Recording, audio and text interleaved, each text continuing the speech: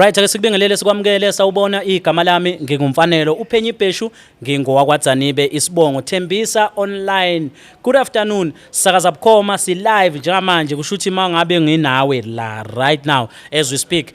Uhlelo ke siPhenyi Ibheshu live la sikuhlakaza khona ke bukhoma sendaweni ke yase The Hangout 1632. Uhlelo ke lokuqala nje la singena khona onyakeni omusha. Ake ngithatha ithuba ngithi ke bakwethu njengengane esencane uswana ingane ke sazelwe eningenzele kona ke ngomhla ka19 January 2026 ngiyabonga kakhulu abanye bafaka ama e-wallet abanye bathumela yazi iphuthe ngilenzile ngicela mangabe kukhona ongithembise kona kwenzeka ngakhohlwa ngiyacela kuseyiyo ibirthday ngokukhulu kuyithoba yabo kuhle ngiyithobe kuwe ngiyacela kakhulu mangabe kwenzekile hayi ukuthi ngoba ngikhohliwe isimo kusuke kwavela leya ngozi yale eval kwathola ukuthi manje ama media updates asemaningi sesifocus kakhulu kuyona zase ziba yiningi izinto kodwa ke abangithembisile na kanjani ngizofika angibonga kakhulu kumuntu nomuntu ngibonile abantu abalinganisela ku 7000 abebe reactor phinde futhi kube nabantu abawu 2700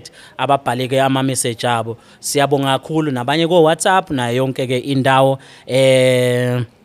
nangu ke ubanika uzamajama madlamini lapha ke Mount Frere uthi ufuna ukuzwa ngicabanga mhlawumbe ufuna ukuzwa uthi awuthi size ngicabanga mhlawumbe ufuna ukuzwa ke ngendaba ethinta ugesi namhlanje ke mawukuthi ke usendaweni la usebenzisa khona uEscom siyazi bakwethu kunabantu abangawuthenga ugesi kodwa akasukugxila kakhulu kuloko kodwa thiwa uthenga ugesi kwezinye indawo zontshela kuphi sinaye ke usisi uNtomfuthi Hlophe obuya kwaEscom kodwa into engifuna ukuthi siqale ngayo angifuni ukuthi sichithe isikhathi ngifuna usivele singene nje odabeni sokutshela ukuthi ke ngabe khamba kanjani angihambi ngedwa ukhona ubanele uBrowser Sondlo ukhona ke uDerek Mohawu Phukela siyazi ke nensizwa ke uThabo Sibiya kanjalo noMahlatsi eMashamayete nabo bayebebe khona benze sure ukuthi ke bayalekelela ngaphambi kokuthi sikhulumisane noMMC othinta ke ugesi okwamanje ake singene kulolu daba ngicabanga ukuthi ke la ke escreenini sakho njengamanje uzobuka indlela ingozi eyenzeke ngayo ingozi ke lenzeke lapha endaweni ke yaseValley okudlule khona ke emhlabeni ke ingane ke zesikole eziyishumi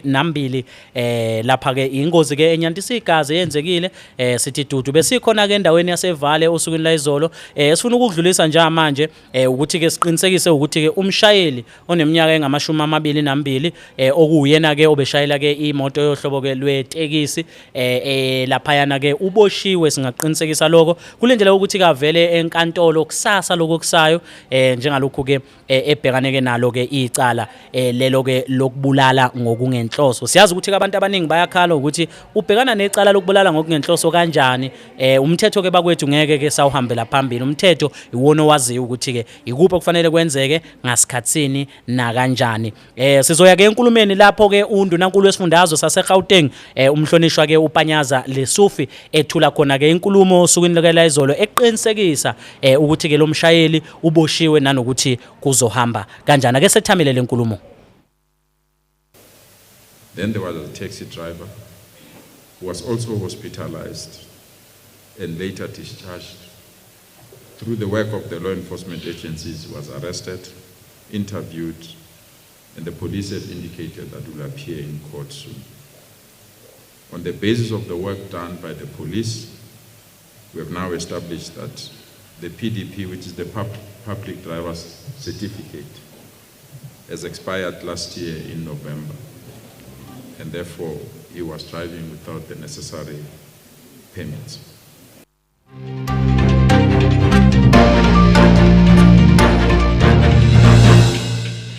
Right ake sipinde ke sikubingelele sikwamukele ngiyathemba ke ukuthi ke uyizwele ke inkulumo yethula ke uyena ke uPremier ubaba koPanyaza Lesufi busisiwe busi mama kanjabulo uthi sawubona Bhunfanele kunjani sisi uyaphila hayi ngiyathemba ukuthi uyaphila kunjani Thembisa uhamba kanjani ke ugesi ukuthi ke sivele sixhumane naye ke MMC responsible for energy ngaphansi komkhandlu udolobha waseKuruleni MMC Ngwenya asikubingelele kuThembisa online sikunika ithuba ubingelele ababuki nabalaleli asibingelele ukadani ube sibingelele abantu sibingelele ngaba bakaThembisa online sibonga kakhulu MMC abantu ke balindeleke likhulu ukuthi ke ngabe ke njengoba singena ke onyakeni omusha mnumzane ke uNgwenya sithi ke futhi nakuwe happy new year sibonge nanokuthi ke ngiyazi bekufanele sikhulume ngo4 siyaxolisa kakhulu kodwa sibonge isikhathi sakho mholi kuningi ke abantu abakulindele ukuthi ngabe kulonyaka inkinga zasethembisa zingaxazululeka kanjani nasekuruleni nje yonkana ngonyaka odlule besineyinkinga lapha ko sub D ku-sub D usathule manje nangu-sub E uqale phansi ukuhamba ke kwamandla kagesi kumanje nje bakhala ngokuthi ke amandla kagesi awekho ey'ndaweni zakoMakhulung, Winnie Mandela, Mashimong ngabala ngithini sicela nje usithathe usibeke ngabe iy'nkinga zithini asisho umfokathana ukuthi inkinga esinazo we that ama substations la wethu madala and the it's old sibe sinqamelane MMC angazi noma mhlambe ke umakhala ekhukhwini wami la ake senze kanje uyangizwa MMC mina ngikuzwa kahle mhloniphi siyabonga nazo ke ubusaqhubeka MMC singakuphazamisi ukhala ngokuthi ke inqala zizinda yenu isithanda ukubandala indala yona ingakho was appointed in 2024 then had to look into the network then that ukuthi kule lama substations madala have been issues yabo so waba nalo hlelo lokuthi then we prepare for budget ukuthi sikwazi ukuthi sile nale ingala zizinda stations wethu so masenza lo msebenzi siyesa budget for 3 consecutive years to deal with the substations so lo nyaka imali lo wakulo wa 2020 2026 siz upgrade u-A no sub E okay ngoba sibone kuyiyo as the backbone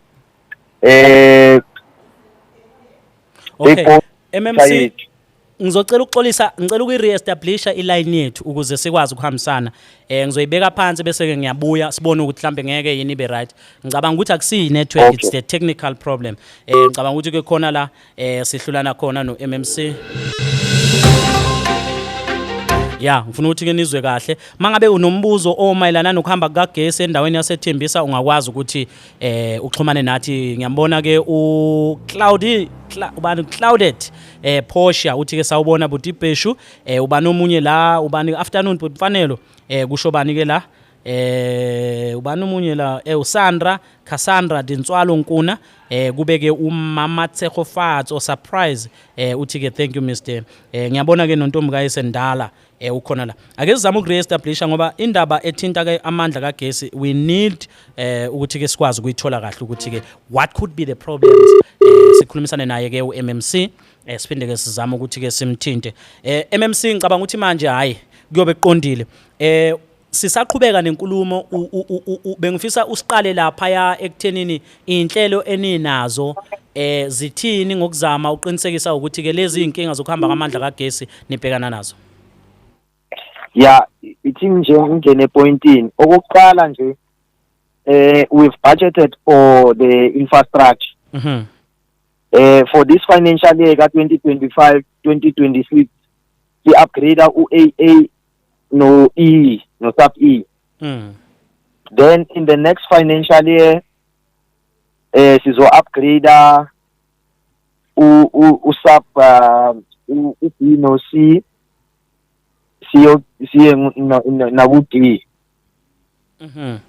no A so uhlelo lwethu ke yilo lo hlelo lelo ukuthi simhlukanise into 3 years okay but ke la sifuna ukuresponda khona kakhulu ila qala khona i-supply yethu ngaku E naku AA okay ukuze sikwazi ukuthi silungise ingala sizinto so what we have done is that now we have ordered the long term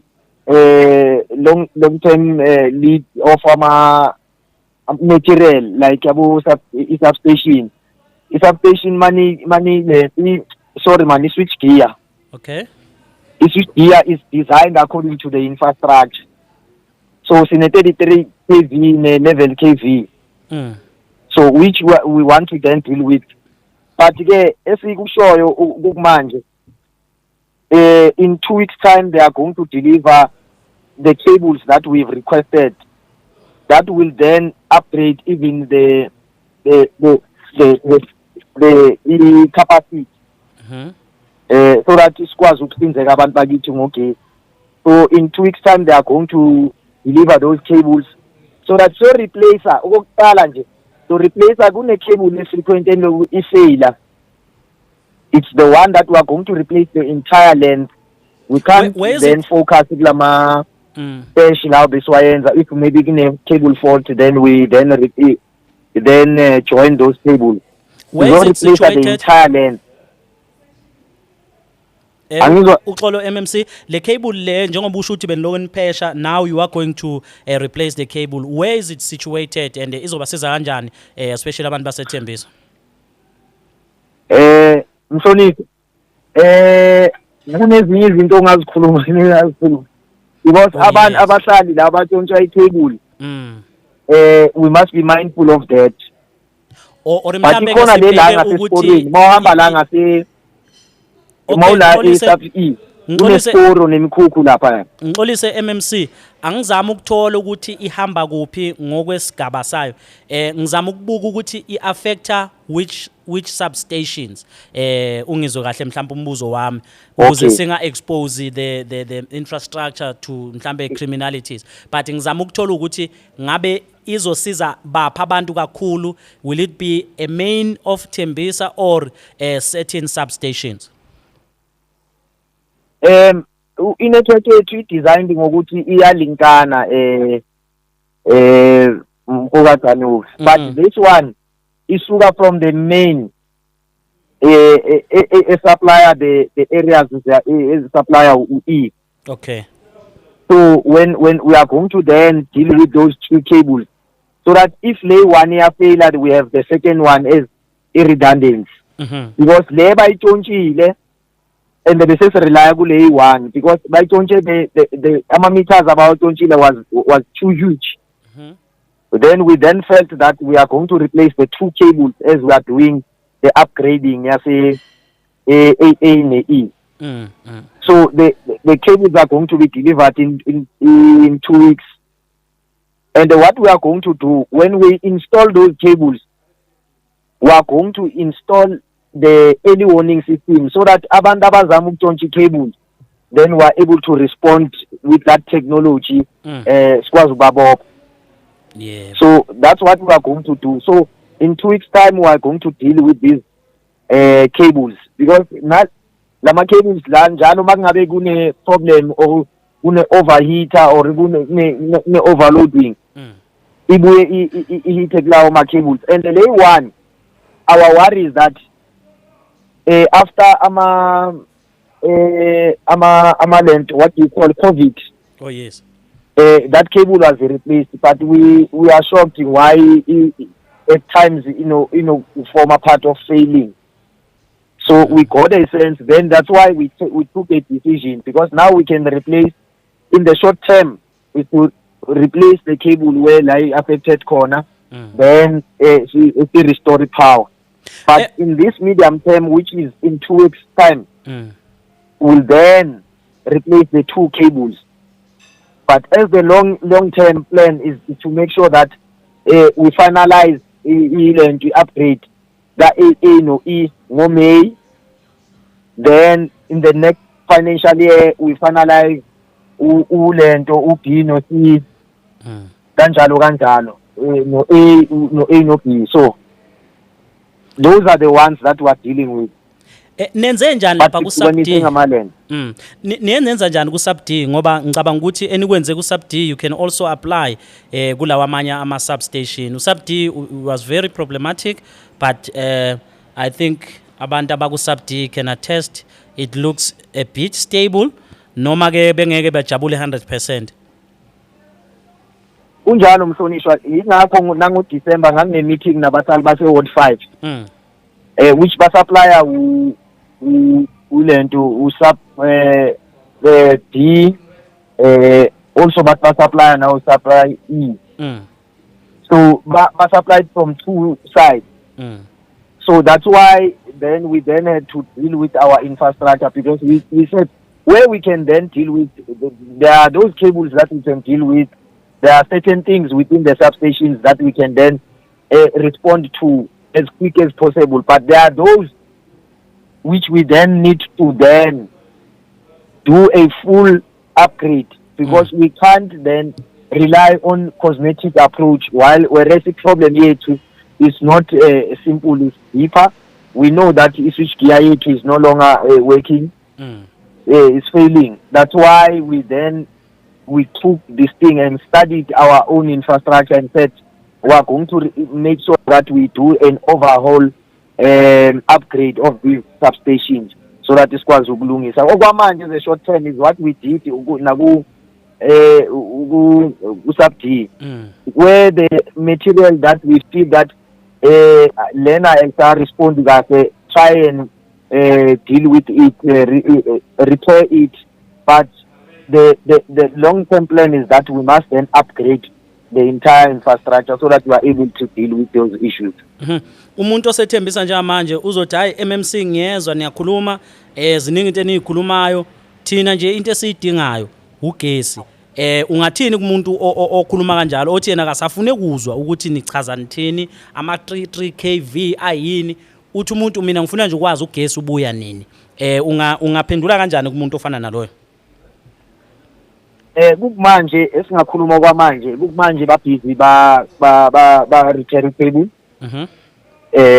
Power is going to be restored today. The only thing that is that esingakutho nakubatali bakithi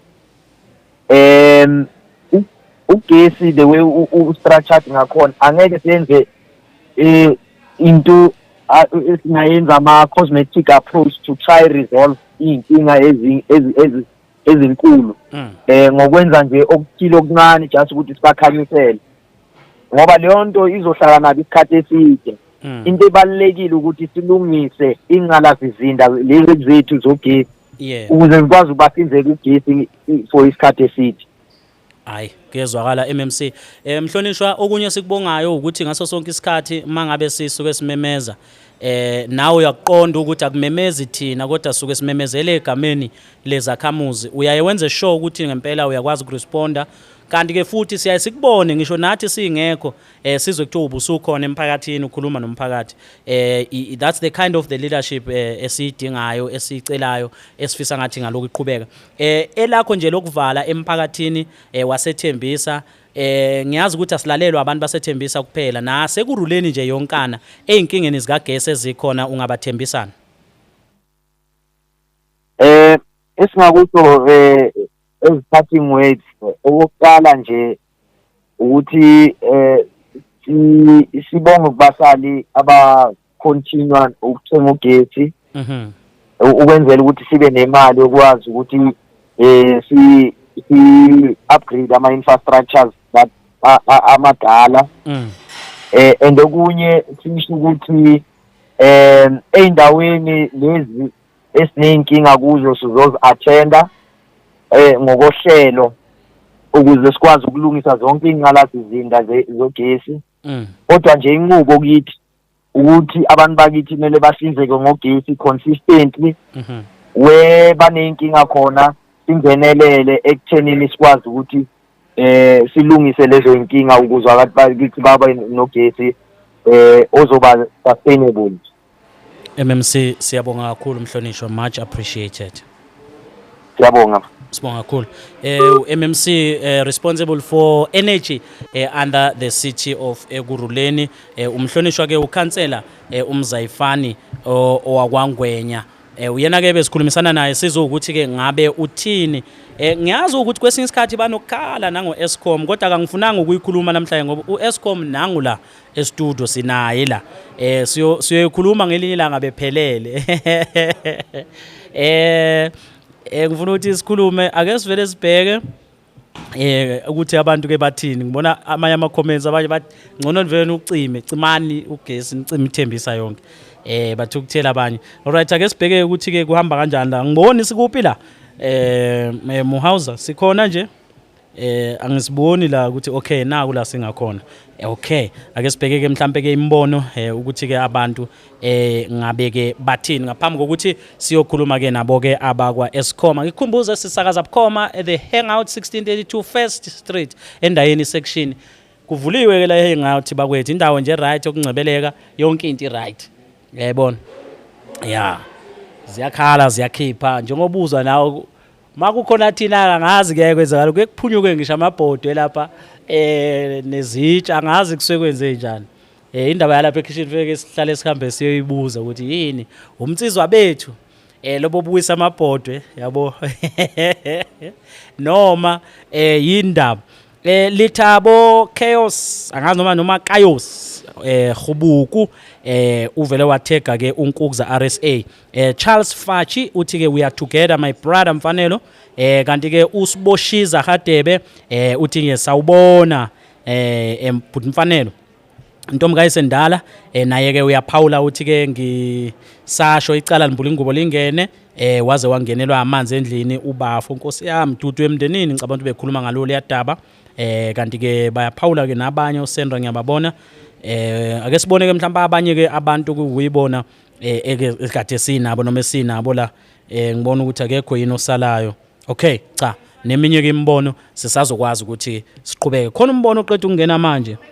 Bathi uqeda ukubuya ugesi njengoba sikhuluma nje uqeda ukubuya ugesi uTsakane Sihle uthi ubuyile lapha eView khona manje njengoba sikhuluma nje uTsakane Sihle usho njalo. Cha siyabonga ke njengoba no MMC bekhuluma kodwa ke sithembe ukuthi ke lama long term interventions abakhuluma ngawo azokwazi ukusiza kakhulu ukuze abantu bethu lebenogesi ngoba la ngasemashimungu khona bese beqalile nje bethu bafuna ukuvala umgwaqo khona nje yayibona so ke ubanikela Mujonota Mashilo uthi ke the unfortunate part is that whatever they are doing is not sustainable at all. Njoba ngisho nami ukuthi at least yabona njoba bethi in 2 weeks bazoza nama cable amasha engicabanga ukuthi ama interventions esiwadingayo lawo. Ake senze kanje bese ke singena kule ndaba engithi ke sizokhuluma no Eskom umphakathi wase Ivory Park iBonny Park Calfontein ngicela nigqishe la nango Eskom usefikile zokhuluma na ziningi into esizokwazi ukuthi ke sikhulume ngazo. Siyazi ukuthi ke Eskom unenhlelo ke onazo ezikhona sizwe ukuthi ke ngabe kuhamba kanjani. Ufuna ukuthi sikhulumisane naye ke usisi uNtombi futhi ke wakwaHlophe ungomunye ke wabaphathi kune project ke thinta ke ama meter rollout ekhona eqhubekayo. Ufuna ukuthi ke sizwe asichazele kabanzi ngayo ukuthi kuhamba kanjani. Ngizwa kuthiwa abantu awabridgeki nalama meter kodwa sizozwa ngayo.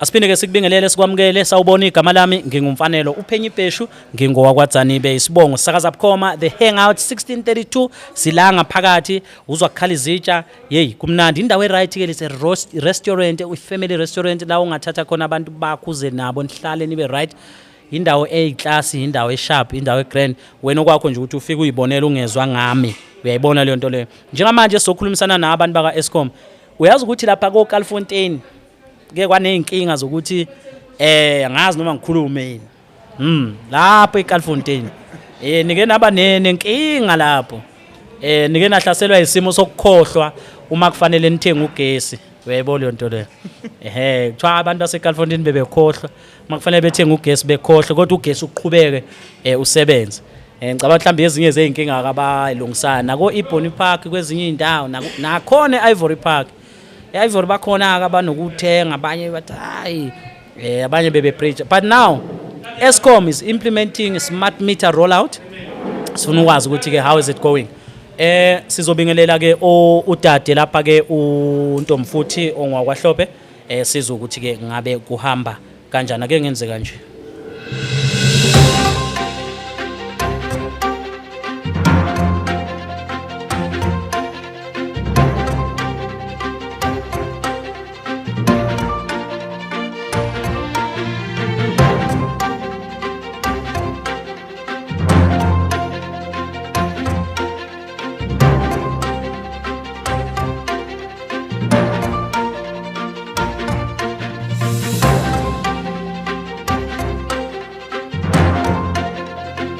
njoba ke ngithembisile sawubona Dumela Thobela Molo sisi Ntomfuthi Hlophe ngicela ukunika ithuba greet the people at home bachazele ubani wakwabani umsebenzi wakho uyini sawubona abhuti Mfanelo kanye nabo bhuti osebenza nabo e-studio igama lami uNtombi wakaHlophe senior advisor ku communications and stakeholder management Eskom Gauteng ngibingelele umphathi manqinisa uqalile ngibingelele abelungu bami ke amakhasimende ethu kuwo wonke ama area of supply ka Eskom yes wow awuphinde iposition yakho uthe uyini ngisine advisor for communications and stakeholder management kwi Eskom Gauteng uwe oxhumaniswa Eskom nomphakathi uphinde futhi uze namasu ukuthi kuyiwa kanjani phambili in a way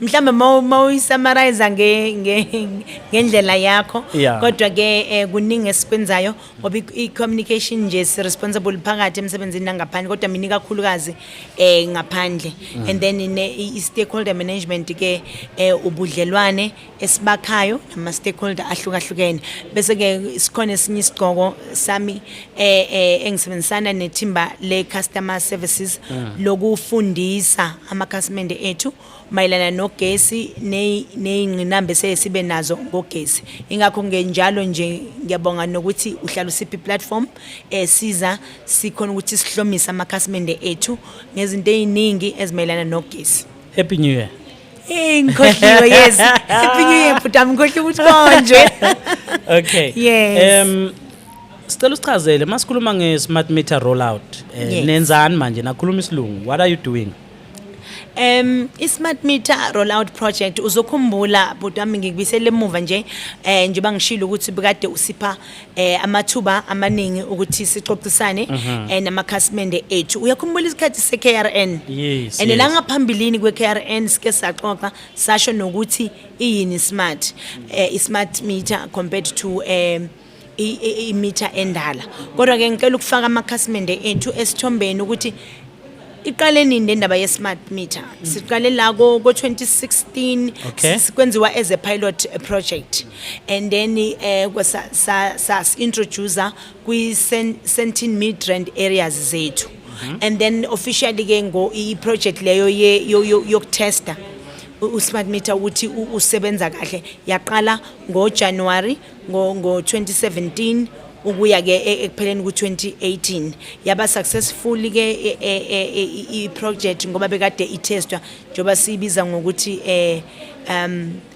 siyayihlola ukuthi izoba njani sithi pilot. Okay, Then mhlawumbe usese siphinde- lapho usaqhubeka ngifisa ukwazi ukuthi ngabe are there any specific areas that you are targeting? Cha. Okay. Sathi masiqala sasiqale khona lapho. Njoba ngishilo.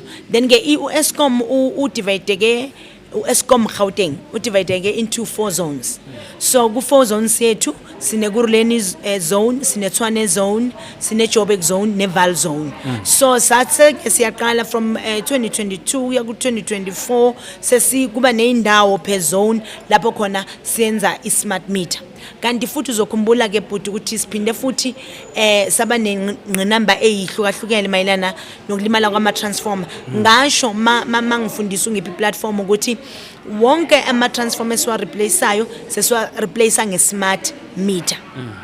So akusiyinto enje. So manje kuthe nje masiqala ke ufinancial year lese izophela manje financial year yaka 25 and 26 saqala ke manje i-roll out ye project even kumakhasimende okungawona ukuthi athinteka ngokulimala kwama transform. So each and every zone kuba ke neindawo lapho sisebenza khona esiqalile irrespective ukuthi ibane transformer limele or not noma nje banawo ugesi sesifika siyaxoxisana basabatshela ukuthi sizoza sisebenze andikade siyaqala ukuprepare futhi nokuthi sizosebenza sitshintshe ismart meter.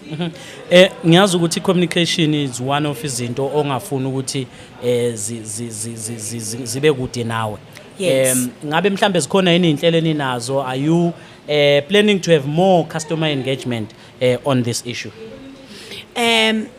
Into esiyenzile ngaphambilini siba prepareile amakhasimende ukuthi siyaza ismart sizosebenza kanjani. Okay. So into esitholayo ke ukuthi abanye uthola ukuthi mhlawumbe azange babe khona kuma engagements and all that, so siphinde futhi siwenze manje njoba sibhizi on the ground. Uthola ukuthi masifikile community enye sisebenza mabase sinama questions then siyaba engage babuza imibuzo ngoba besenza lokhu uyakhumbula ngi-introduce indaba yama hub pop-ups ngisho ukuthi sizobe sisendaweni ethize. Ngiyabona ngingifakazela ngoba nawe uke wasivakashela endaweni ethize la bekade sikhona bekade sibaxoxisela ngiyakhumbula naniselot khanyile eIvory. Yes sixoxa namakhasimende sibatshela ke ukuthi ingxenye yeyisombululo zokuthi ama transformer angasalimali kakhulu si roll out ismart meter enesichaza nokuthi siyini senza ama one on one namakhasimende. Kanti futhi ngithanda ukuvakalisa ukubonga nobuholi obukhona endaweni ezihlukahlukene basiza kakhulu basebenzisana kanye nathi ukuthi sibe nama community meetings abantu bazizwele kithina ngoba ngicela ukugcizelela bhuti mfanelo ngishilo nangaphambili ugesi akuwona kakhansela lokuthi ukhansela bese uyablamewa ublamelwa ugesi kaEskom.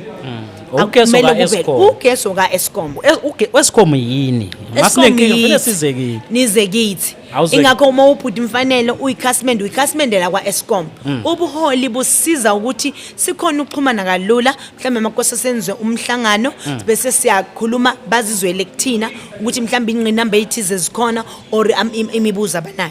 Ngicela ukubuza ungangizwa kabi. Hayi lekufuna ukuyibuza. Ibuze but Lama smart meter rollout yiwo lawa asiphoqa ukuthi sifene siye nakomakhelwane noma singathandi yiwo lawa. Kungenzeka wayakuphoqa ukuthi konke umakhelwane noma ungathandi kudinga ukuthi wena uhleleke nje ngoba i-customer interface unit ile meter encane osuyitholayo siyibiza ngokuthi i-customer interface unit. Uma ugesi usuzophela iyabhipha ikupha a sound ikhale seyakubekisela ukuthi hayibo usuzophelela ugesi thenga. Also akufanele ngivumele ukuze iphele ikhali zithule yes ngoba vele yakcishela uyofuna ukuthi uyonokha ke uthi ayi cela ukucharge amakhelwane umkhulumisani nalomuntu kufanele ngingene kuye manje yebona kunobondo olukhulu kabi lana ungale ngapha kodwa nje neBhayibheli lithi thanda umakhelwane wakho nje obuyithanda wena. Kuyinkinga ukuthanda umakhelwane yingakho lento iseBhayibhelini. Okay mhlambe ngifisa ukucheck ukuthi indaba ke ama indigent nizama ukuyi-addressa kanjani njengoba no-Eskom? Imbuzo kanjalo sithola kaningi ngoba kuna this perception evele bantwini bathi ama-meter lawa are expensive ayikho into kanjalo nami nje ngike ngasho ngaphambilini ukuthi nanoma ngisebenzela u-Eskom ngiyikhasimende la kwa-Eskom Yeah. awudlali nama-cost subsidy akho ini so bathi mebeshintsha imitha endala befaka entsha awukho umehluko Okay.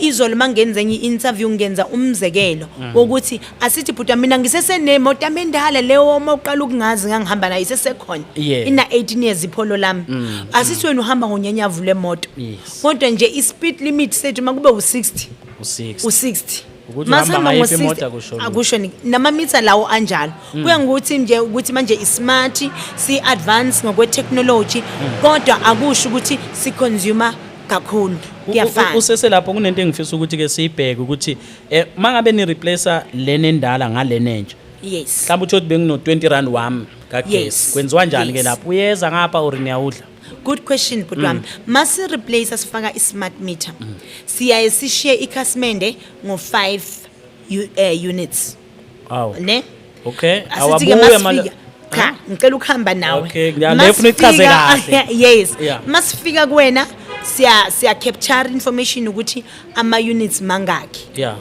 akhona okay bese ke mele sithathe le information sikushiye nalo 5 sithathe le information siyoxhumana ne office lethu si check ukuthi lokho esikuthola la kuwe kuyahambisana noku system yethu okay ngoba manje asikwazi ukuthi sikuthole nama units aw 500 Yeah. kanti ku system yethu kubonisa ukuthi wena unokuthenga ama units only maybe aw 50 and all that mele sengicwaningo angeke size sikubisele makwabe wenze ukuthi wena bo uthenga ama units omgunyathi kodwa ke kungenzeka ama unit amagcine ngokudleka mawa womgunyathi Okay. asiwabuyisi kodwa loyal customer siyawabuyisa ngithanda into eyenziwe i-team on the ground ekhona nje la ekuhlaleni yeah mangixoxisana nayo bathi mabaqala baprepare amakhasimende ukuthi sesifakela wonke umuntu manje but sama ngama phases babatshelile ukuthi siyeze endaweni yenu soqala zama ukuthi mawuthenga ungathengi mhlawumbe ama units amaningi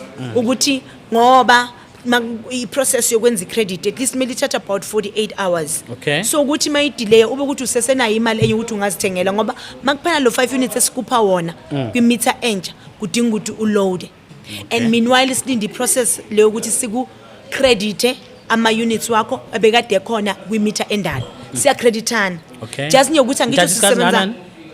at least 48 hours Oh, okay. i-delay iyayibe khona kulabo mele senze ucwaningo olubanzi ukuthi kuza kanjani ukuthi umfanelo abe nama units amaningi kangaka siye sikutestwe kwenze konke yiko mhlambe kungadelay amalanga mhlambe ambadla kodwa nje loyal customer uyathola within 48 hours makube kungenzeka ukuthi kube nokuthize wena wajump 48 hours unga escalate sikhona ukuthi success. Okay, izolo besilapha eVale endaweni yasesibukeng.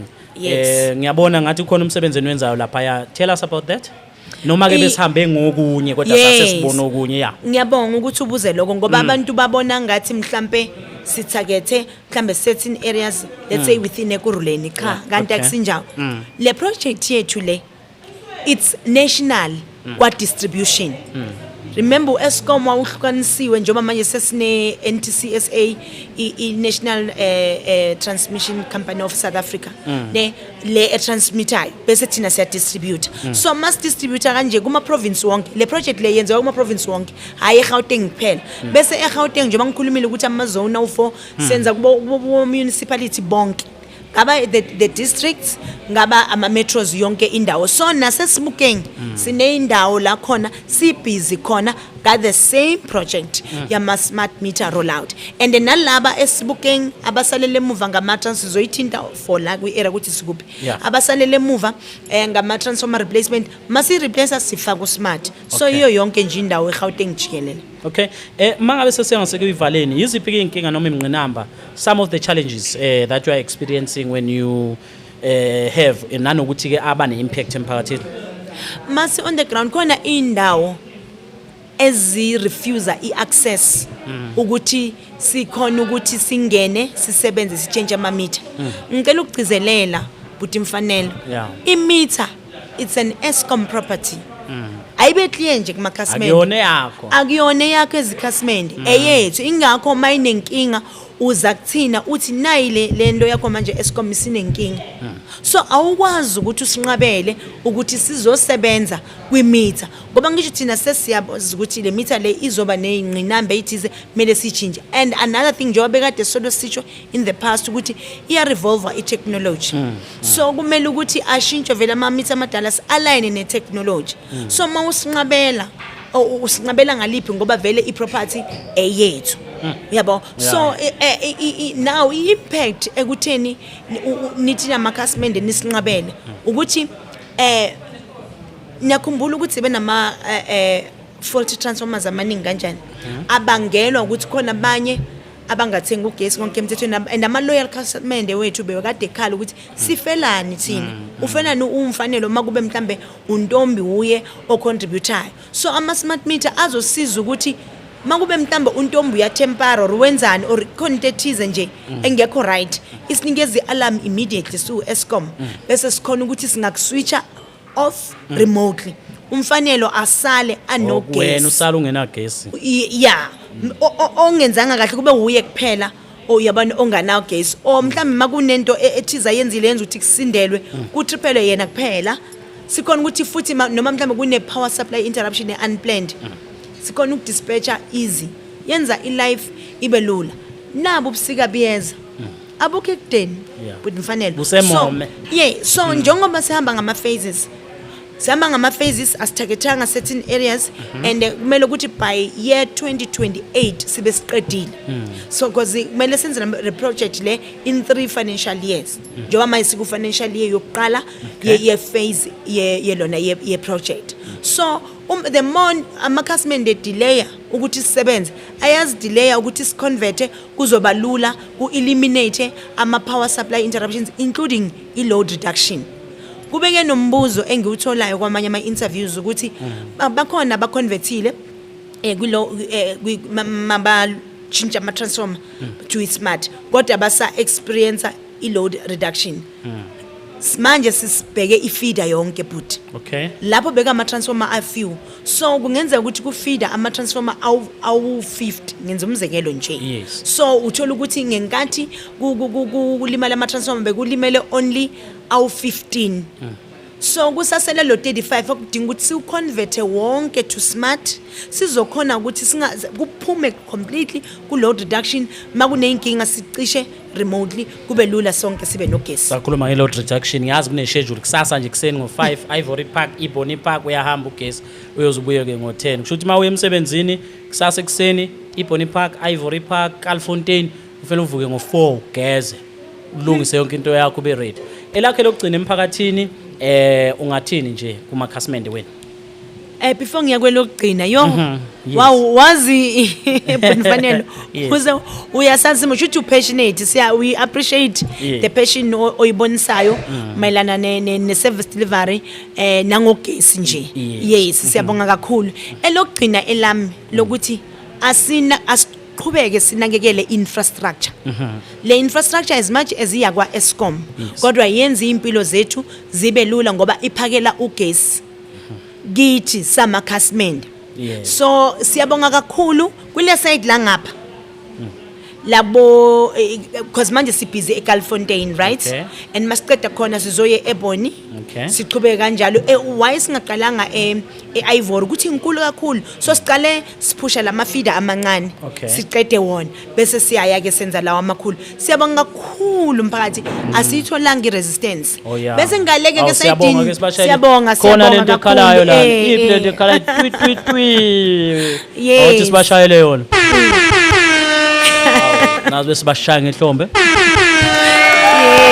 siyabonga kakhulu phela sincome mam lapho amakhasimende enza kahle sibonge bese ke ngaleke kwi side labo Tsakane Duduza phosphorus sprayed Davidson kukhona amakhasimende asinqabele lamakhasimende lawa asinqabelayo please refrain from ukunqabela ithimba kwa Eskom ukuthi lisebenza because you are also affecting yourself ngoma sisebenza kwibudget esinikezwe yona for financial year mele siphushe sindlule nikhona ukusizakala niphume nakulo reduction siqhubeke laba abanye amakhasimende alindile ngoba sinalabo abanye abacelayo bathi nifika nini kithi uthola ukuthi asikwazi ukufika singakaqedi. So please don't delay the process. Siyabonga nalabo sebabuyile khona labo basitopile mara manje bathi hayi siya understand kuqhubekani. So sicela nje ukusebenzisana nani. Siyabonga kakhulu. Elokugcina emphakathini naba lapha bakubhekile. Makhasimende ethu ngiyasho ngithi nabelungu bethu. Siyabonga kakhulu kulabo abasebenzisana nathi su Eskom ngoba sizama ukuhambisana nesifiso ngizonikhumbuza emuva nge address eka president yokuthi we need to change our townships to smart cities. So nasi ismart meter sesifikile sizowenza ukuthi kube ngcono. Ngiyacela ke ukuthi sisebenzisane mangabe nikhona nomphakathi nithi ay sizasena ama questions athize likhona ithimba lika Eskom on the ground, so we are available. Ubuholi engibe appreciateile earlier on ukuthi biyasiza ukuthi sixoxisane nani asisebenzise bona busibize sinichazele okuthize kanti futhi mangabe awukho sure ukuthi lo muntu lo othi uyicontractor ubuya kwa Eskom mcela identification card ukhona ukuthi ukhululeke usebenzisane nathi siqede ismart meter. Ngiyabonga kakhulu. Wow, thank you so much Sisintombi Hlophe lapha kwa Eskom senior. Ngicela uyichaze le ngiyathanda moyichaza. Angazi why uthanda le ndaba designation ngoba ayibalekile. Yey. Usisintombi Hlophe oyi senior advisor. Yes. Nani ne ku communications and stakeholder management Eskom Gauteng. Manqinqiza siphethe umphathi wa Eskom. Masinenkinga nje siyakuthinta. All right, no, thank you so much. Ngiyazi ukuthi ukhona ucolleague ohamba naye. Ngazi noma uyathanda yena ukushiwa emoyeni noma hayi cha ku right. Hayi athi angimusho ngoba cha uyasebenza.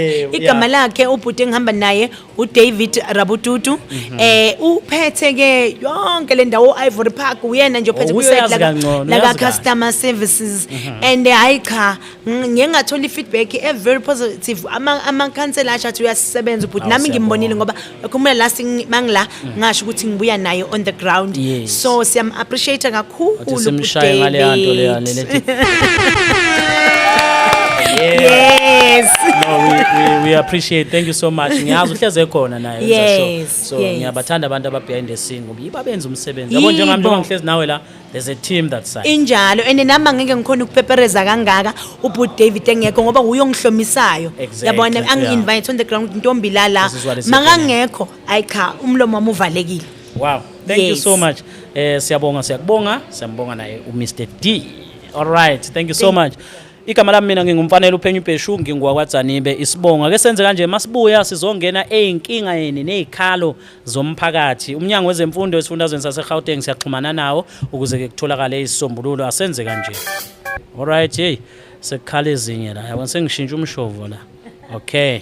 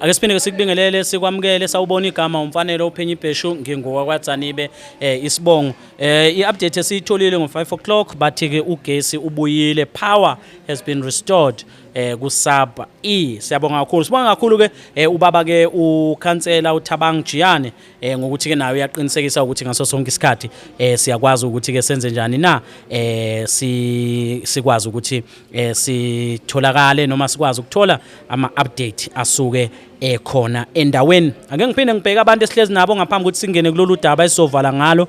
uNosibu Faith Mzuzwana uyabuza ukuthi everything ubuyile na ngokwe update esiyitholayo sisi kushiwo njalo. Denzel ngiyayibona indaba oyibuzayo bhuti hayi besingakatholi lutho ke thina ngapha ngakuthina makukhona esikutholayo siyokhuluma kodwa kayo kwamanje hayi besingakezwa lutho asazi ngeke siphawuleke ngezinto ke esingakatholi noma ke esingakazazi ukuthi ke zihamba kanjani.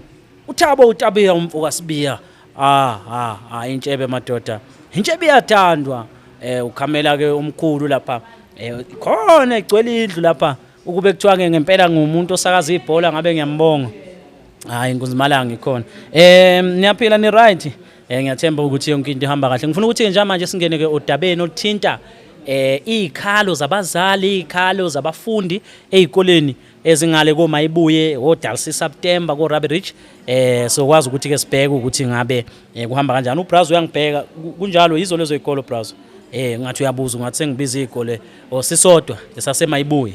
Okay isikole ke saseMayibuye bayakhala kakhulu ngiyazi ukuthi nako Dalsie September zikhona ezinye zezinkinga ezikhona kodwa ke okwamanje sifocusa ke esikoleni saseMayibuye ukuthi ke bakhala ngani ngokuhamba kwesikhathi ke insukwini zokwazi ukuxhumana nomnyango wezemfundo ukuze ukwazi ukuphendula ngalolu daba. Ake singene lolu daba.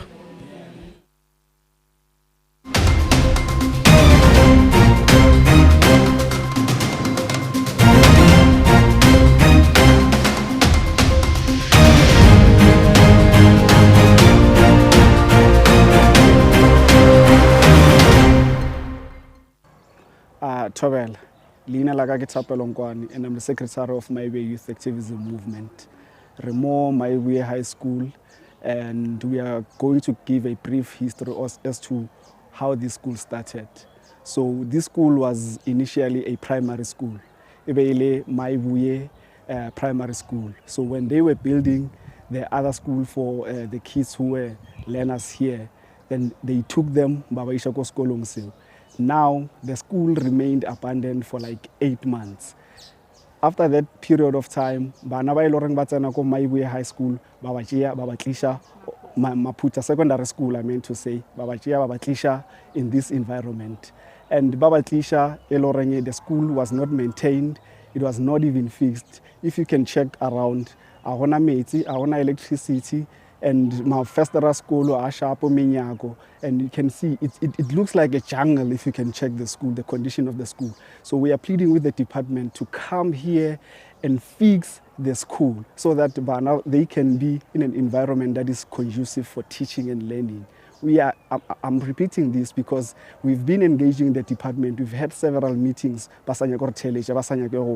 I'm pleading as a community leader working under Mayibuye Youth Activism Movement. I'm pleading with the department to come and fix the conditions of this school because we know that this school was not supposed to be a school. Because they wanted to reduce the number of learners from Maputa Secondary School. So the department must come, engage parents, and make sure that so that bana batokra education, it's the standard, it's high, but pass and have a greater future. Elizabeth Zithole. I'm an SG member elected last year August for Mayibuye High School. What's happening today la esikolweni? Kudala sibhalela i-Department of Education sisenda ama-email nge-situation yesikolo. It's unbearable. Ama-toilet angeke nawe umntwana wakho efunda la uvume ukuthi angene kula ma-toilet. Asina ma-toilet, asina infrastructure. Ama-class abothokile. It's like we are outside. umntwana ufike ekseni uthi uze esikolweni but mayengena ngaphakathi leya ntshisekelo yokuthi ngizofunda iyaphela. Our school sihle ngaphandle but mawungena ngaphakathi it's whereby uzabona ukuthi i-pig stall isikolo sethu, indawo yeingulube isikolo sethu sibolile. Dala sikhala kwi-department asitholi usizo. Sicele i-principal basithumezela i-acting principal ngoba bebefuna ama-result waka December wabantwana. The reason why baye bathumela i-acting principal, asinama AA esikolweni, asinama GA esikolweni, singama-volunteer I4 since sicale uvolunteer last year January la esikolweni. Into zoklina sithenga thina ngeimali zethu, imichanyelo ama-mop sizithatha ezindlini zethu, kodwa sithi sine Department of Education. Why sine Department of Education mayingakwazi umamela izikhalo zethu zesikolo? Why basikhetha sibe ngama-SGB wesikolo kanti they won't listen to our cry? Masithi nazi izikhalazo zesikolo, they were supposed to jump because bahola ngazo lezi zikolo kule Department of Education. But bona it seems ukuthi imali hiyo ehamba phambili kubo kune education yabantwana bethu. They don't care about our kids, but they care about their payment at the end of the month. Our kids last week, one kid uye wazingcolisela because akukho la zawungena khona uphethwe yisisu. Kuze kwafuneka ukuthi simgijimise umntwana simhambise ngefence ukuthi akwazi ukugijima agoduke. I-Department of Education yini umsebenzi wayo ma isikolo sinje? You can go in guys niyobona ama-toilet esikhala ngawo. Asivalanga la because siyathanda, it's because the situation esikuyo ibhlungu. Mabangathi ngoba abantwana babo befunda ko multiracial school bangabi nandaba nabantwana bethu. They get paid for labantwana bethu. Isinkwa sabo basibeke etafuleni ngabo labantwana bethu. So sicela umntana womlungu nomntana womuntu omnyama mababa treat equal. They used to say abantu bala South Africa apartheid is from white people, but mina emangibheka apartheid is from us black people. Sithi bantu bamnyama esicalulana sodwa, because if it was not like that bekuba lesi sikolo sifana nesase Midrand High. Nathi sizibona ukuthi it's a school, but manje asikwazi ibiza lento isemva kwami sithi isikolo. Angazi sizayibiza nisayibiza indlu yeingulube. I've got 2 kids bafunda la ngamantombazana. Every day I'm worried ukuthi umntana makazobuya kusasa egula athi mama I've got infected because I'm a toilet. Umntwana intombazana mayifuna uzirelieve uya emva kwe toilet, and lapha emva kwe toilet there are snakes. Sizibonile thina 2 snakes are there because utshani lude udlula mina. What if kufika umntana ongumfana afike ampresse lapha amenze whatever, then who is going to account for that?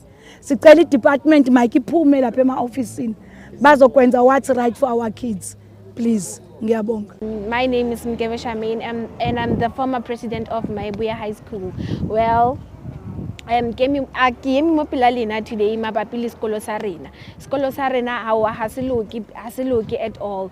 Why? Sipila ka montle mara ho tsana ka mohare o tla lla sham, you'll cry. So as bana ba sekolo re face the consequences le mathata a boima. Ke bolela ka di-toilet tsa rena, di-classroom tsa rena, mafastere menyako ha eyo, ha rene mohlahase, ha rene metsi a rena a tjhaba, rene le di-lack of teachers, ha rene di-teachers tse enough. Memo one o kgona o ruta o thoma ka grade 8, 9, 10 and 11. Di-class kaofela a ruta home language, e se foka re yena a se motho ene wa lapa. So as bana ba sekolo and as bana ba Maibuya High, re tla mo lena re lla re nyaka gore le re thuseng ka problem e re neng le yona. Mara ho ya ka nna ke gale re lla since last year, mara ha one voice ya rena ha e kwahale at all, ha ba re arabe. So re kopela gore le re thuseng. Thank you. Oh, my name is Busan Lekeka, the DC of COSAS. Today we are here at Maibuya Secondary School after parents have been complaining about this school. This comes after the Minister of Education, Sivyo Khwabure, saying that the nutrition program is catering for the entire South Africa, which is not true. Mayabuye Secondary is part of the testament that the nutrition program doesn't reach out to some of the other schools. Here we are here today crying about the infrastructure of this school, crying about many more other things, lack of teachers, no electricity, there is no sewage piping that is happening. So what we are wishing for from the Department of Education is to at least do better than this. These learners that are not coming to school must see a plan on how they operate them, how do they place them to other schools till this school is being fixed. Because of what we are having here is a problem. No learner can attend such schools, and I don't think that it can be anytime soon whereby this school will be fine. So we're still asking the question that where is the budget of the education going when we're having such schools in our country? Thank you. Mrs. Mpothulo, umzali womntwana kwesi sikolo qale last year. I'm also umhlali walapha. Ingxaki yami ngesi sikolo zii-promises zabo ezingafezekiyo because since last year sizula apha besithembisa ukuthi isikolo bazosilungisa. Eziba esi sikolo kuqala ibiyimayibuye, ibiyimaphutha yashift imaphutha. Kwaba yimayibuye primary yashifta yakhelwa isikolo. So bathi ngoba zihleli nje containers and abantwana abaninzi so bayacela ukuthi ke mabaphungulele abantwana apha kwesi sikolo. Savuma. Basithembisa ukuthi bazolungisa ama-container, iminyango ayivaleki kumdaka, amanzi ayahamba ngesikhathi sawo. Kunabantwana abasela abanama-treatment wabo abakwazi ukuthi bafumane amanzi. Ii-toilets zakhona nje bazingcolile aziflashwa, i-electric ayikho. Xa kufanele benza ama-photocopy wakhona benza bayahlanganisa ugesi, which is leyo nto leyo ayikho safe. So siyamcela uDepartment of Education asincede singabazali, ancede abantwana bethu ngoba yikho enye indawo esizoya kuyo. Ancede abantwana, ancede isikolo sethu, alungise especially ama-toilet. Ama-toilet xa ungangena ema-toilet akungeneki nokungeneka. So abanye abantwana basuka emakhaya abakwazi ukubamba ingxaki zasebathroom. So baza kwenza kanjani? Sicela ugovernment kule game akaphakame because kudala besithembisa siyawabamba ama-meetings since silana ngo-8 o'clock. Kodwa nangoku bakhona abakhoyo kodwa sisalindile ukuthi izawuthini into. Sikhathele ngama-promises, sifuna i-action. Nestaff sakhona basi-ede since kusisikolo esitsha. Nokutya yonke into ibe right, siyabulela.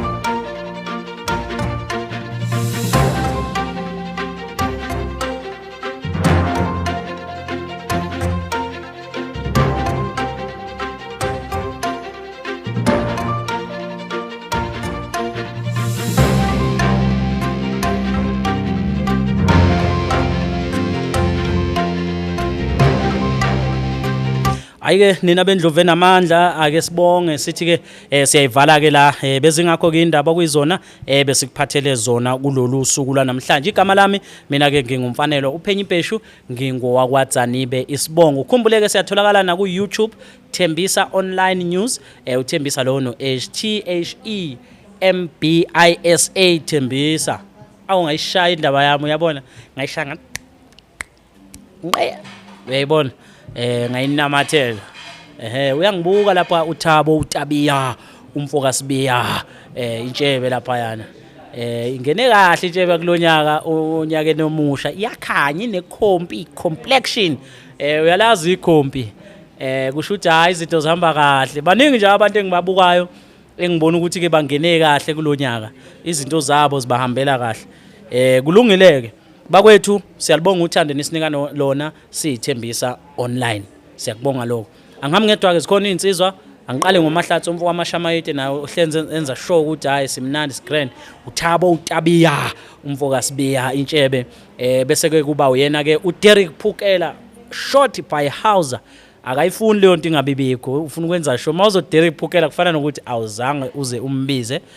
Bese kuba ubalele uBrazo umfo kaSondlo. insizwa ke sibambe nazo siyabonga kakhulu sibonga nje uthando singalindelana namhlanje losithathu okay Phenyi Bheshu sizikhona emphakathini siyeza siyangenelela ngama awards Saturday sizokhuluma indaba enkulu ila sizovela sithole khona top learner yasethembisa nasezikoleni ukuthi ubani bashaya emakhanda. Looking forward to that. Ubukhosi Print and Engraving, Mpo and Bukhosi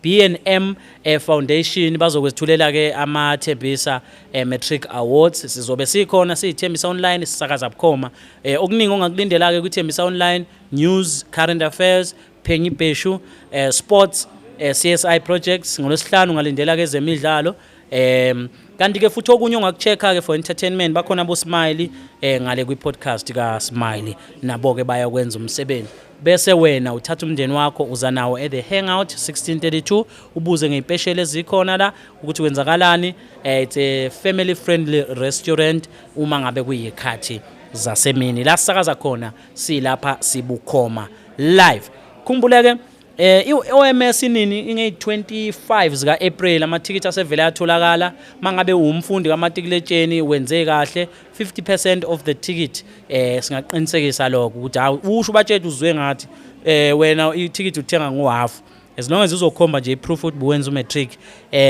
then yonke into iba mnandi hayi bakwethu bese ngakho ngabisashawuza mthilili siyayivala la igama umfanelo Phenyi Bheshu ngingwakwaTsanibe love and peace.